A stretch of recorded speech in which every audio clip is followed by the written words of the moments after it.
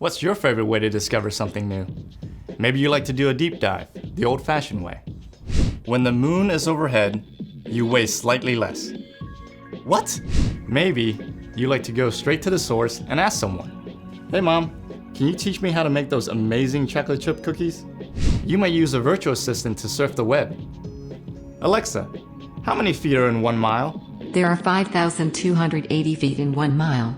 You might even like to discover new things by running your own experiment. What happens if I leave a piece of string cheese at the bottom of my backpack for 3 weeks? Ugh.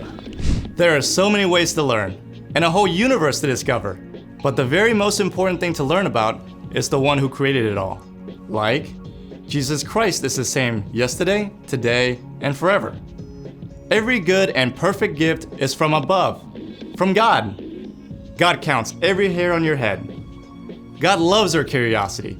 God loves when we ask questions.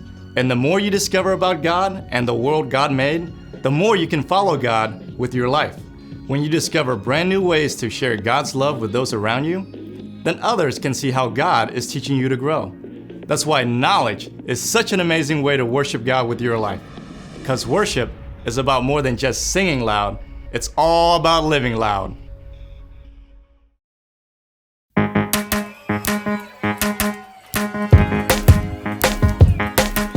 When I am scared of what I don't know, when I'm afraid, thinking I'm alone, you remind me that I still belong.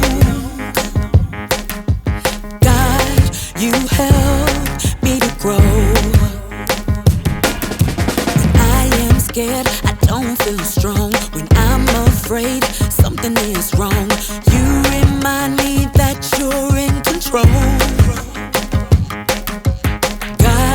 You teach me to know I am learning. You make me so courageous. You make me curious. There is so much you have given, so much to explore. You're teaching me I'm gonna be a better me.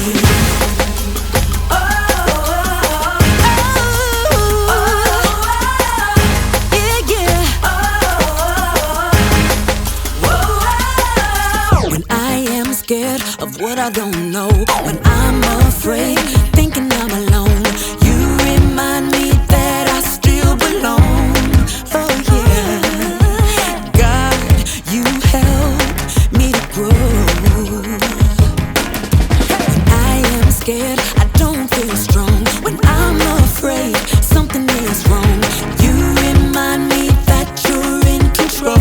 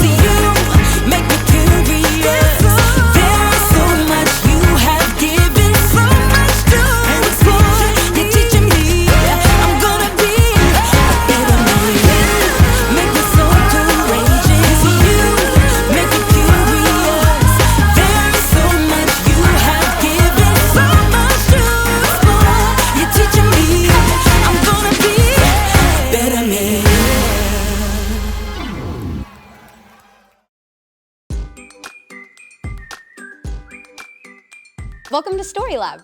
This week, we're talking about knowledge, while we take a look at the story of some wise guys who went on an epic road trip.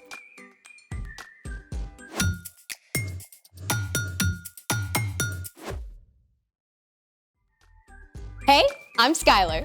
And I'm Sebastian. We're talking about knowledge, which is learning something new so you can be better at whatever you do. I want to know what's in this box. So do I. You mean you didn't wrap it? Nope.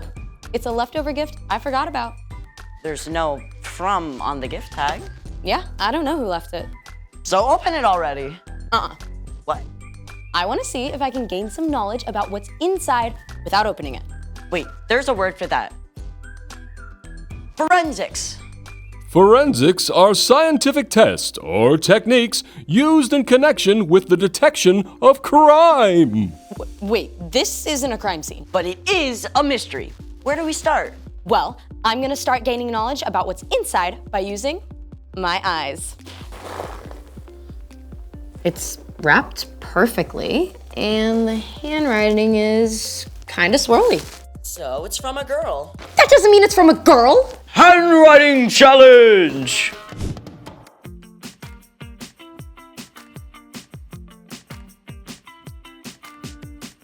Yours is swirly-ish. Well, yours is barely readable. That's true. What's next? Next, I'm gonna gain knowledge with my ears. Aha! What rattles like that? Maracas, birdseed. Snakes? So whatever it is, it rattles and it's from a girl. Maybe from a girl. Eyes, ears. I'm gonna gain some knowledge with my nose. Wait. I'm getting something. Salmon kibble? Sorry, I let my dog lick my face. Ew. Okay, so we've done eyes, ears, and nose to gain knowledge. Taste! I am not licking that box. You're running out of ideas. Too bad we can't do an x-ray. Can we field trip to urgent care? I don't think they take this kind of walk-in. Let's drop it! Ready? Ready.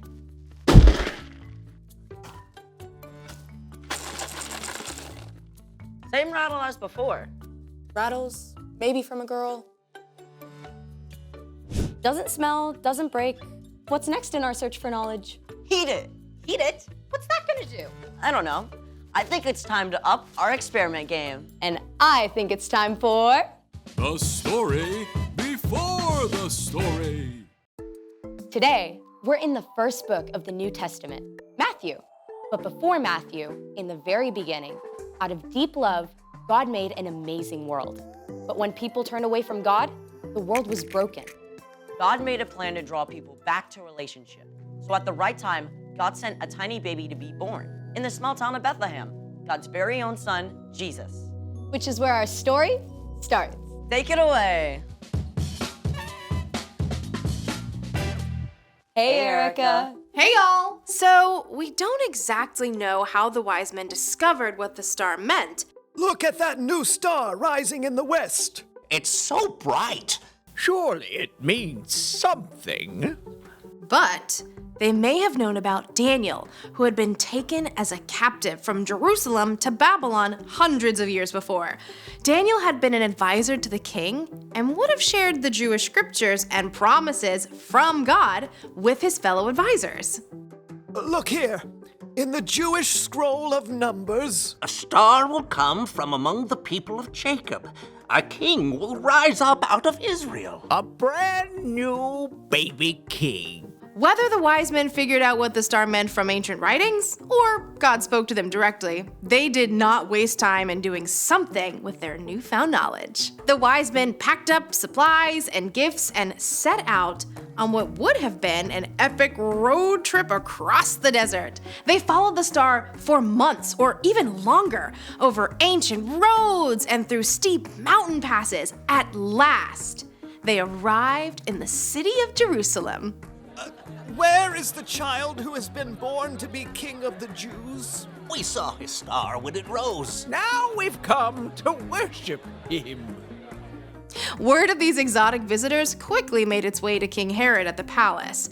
Now, Herod had been appointed ruler of Judea by Roman Caesar, but the position was not secure. The last thing he wanted was some upstart new king to challenge him. So, he called for the Jewish priests and teachers of the law. Where's this Jewish Messiah supposed to be born? in Bethlehem. How do you know? The prophet Micah, your majesty. He says, "But you, Bethlehem in the land of Judah, are certainly not the least important among the towns of Judah. A ruler will come out of you. He will rule my people Israel like a shepherd." Oh, well, I see. Have these, wise men come see me, huh? Keep it on the down low. The wise men soon arrived at the palace. King Herod asked to know when the star had appeared and tried to put on a good face on his fear and brewing anger.